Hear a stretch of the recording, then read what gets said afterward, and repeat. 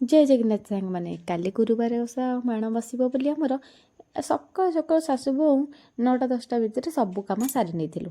ଆଉ ମୁଁ ତ ଗାଧେଇକି ଠାକୁର ପୂଜା କରିସାରିଲିଣି। ଆଉ କ'ଣ କ'ଣ କ୍ଲିନ୍ ସବୁ ହେଇଛି ଦେଖେଇ ନେଉଛି। ସବୁ ରୋଷେଇ ଘର ଏକା ଫାଷ୍ଟ ସଫାସଫି କରିନେଇଥିଲି।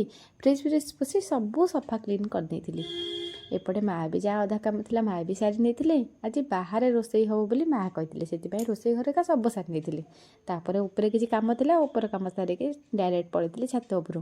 ଛାତ ଉପରୁ ମାଣ ଧୋଇକି ଧାନ ଯେଉଁ ଢଳା ହେବ ତାକୁ ଟିକେ ଶୁକେଇ ନେଇଥିଲି। ଆଉ କଳା ଧାନ ଯେହେତୁ ପଡ଼େ ମାନେ ତା ଭିତରେ ବଛା ହୁଏ, ବାଛି ନେଇଥିଲି ଗୋଟେ ଗୋଟେ କରି।